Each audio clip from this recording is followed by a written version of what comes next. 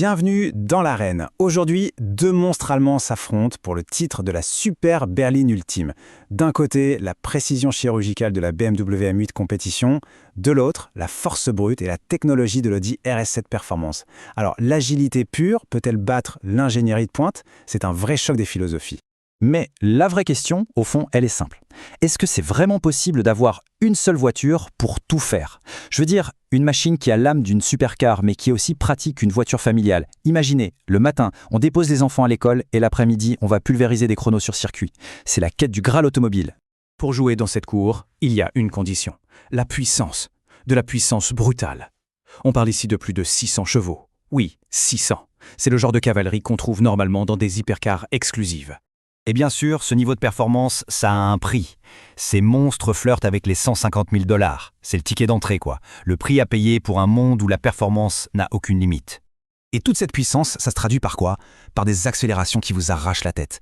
Le 0 à 100 km/h est effacé en moins de 3 secondes et demie.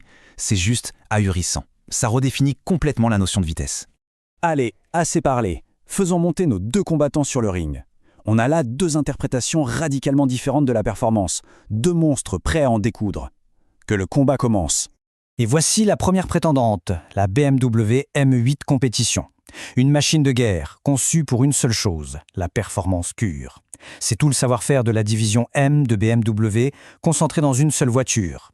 Ok, passons aux choses sérieuses, les chiffres. Et là, c'est super intéressant. La M8 est plus légère, et pas qu'un peu, près de 270 kg de moins. C'est un avantage énorme qui suggère plus d'agilité.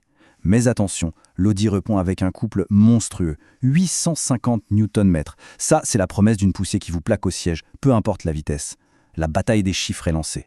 Mais bon, soyons honnêtes, ces voitures, c'est bien plus que des chiffres sur une fiche technique. C'est aussi et surtout une question de style, de gueule. Alors niveau look, qui l'emporte? Et là, on a vraiment deux philosophies de design totalement opposées. D'un côté, l'agressivité pure, presque animale, de l'autre, une élégance futuriste, très high-tech. En gros, c'est le choix entre la belle et la bête. Le magazine Evo a trouvé la formule parfaite pour la M8. Ils disent « c'est Scarlett Johansson en Black Widow, à la fois beauté et menace ». Et c'est exactement ça. Elle est sublime, sculpturale, mais elle a l'air méchante. On sent qu'il ne faut pas la chercher. La description est parfaite. Face à elle, l'Audi RS7, c'est une toute autre histoire. Là où la M8 est tout en muscles, l'Audi est épuré, futuriste. Ses lignes sont tendues, sa posture est super large, bien assis sur la route. C'est un design beaucoup plus technologique, presque clinique. On dirait un vaisseau spatial prêt à décoller. Bon, le look, c'est une chose. Mais l'endroit où on passe le plus de temps, c'est bien à l'intérieur. Alors, on grimpe à bord, qu'est-ce que ça donne dans le cockpit? Et là encore, c'est le choc des cultures. La BMW, elle est pensée pour le puriste, le pilote. On a encore pas mal de vrais boutons, le bon vieux système iDrive, tout est tourné vers la conduite. L'Audi, elle, nous plonge direct dans le futur. Tout est tactile ou presque, avec deux écrans géants et son fameux virtual cockpit. Une pour le pilote tradi, l'autre pour l'amateur de technologie. Ok, elles sont belles, elles sont puissantes, l'intérieur est dingue, mais est-ce qu'on peut vivre avec au quotidien? C'est ça la vraie question. Est-ce que ce sont juste des jouets pour le week-end ou de vraies voitures pour tous les jours?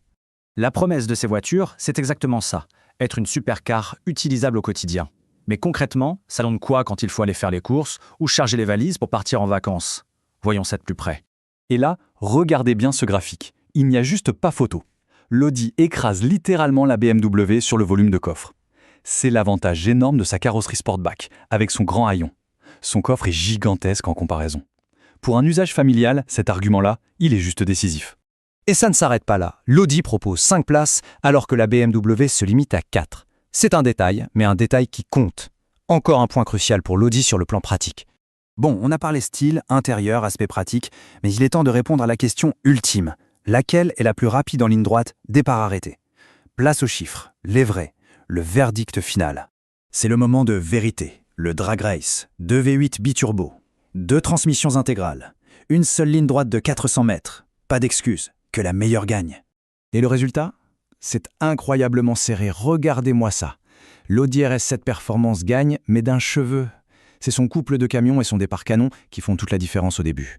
Même si la M8 plus légère revient comme une balle à la fin, ça ne suffit pas. Mais une victoire reste une victoire. Sur cet exercice pur, la reine de la ligne droite, c'est l'Audi RS7 Performance. La preuve que la force brute et un départ parfait peuvent compenser un désavantage de poids.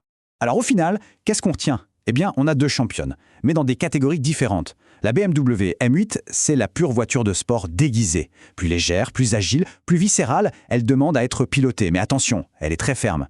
L'Audi RS7, c'est le couteau suisse ultime. Un missile sol-sol ultra rapide, super stable, bourré de technologie et en plus, incroyablement pratique. Au final, tout se résume à cette question. Choisit-on la performance brute, les sensations de pilotage pures de la M8, ou alors la bête pratique, le monstre de polyvalence qu'est la RS7? Il n'y a pas de mauvaise réponse. Tout dépend de ce que l'on attend de la supercar parfaite pour tous les jours.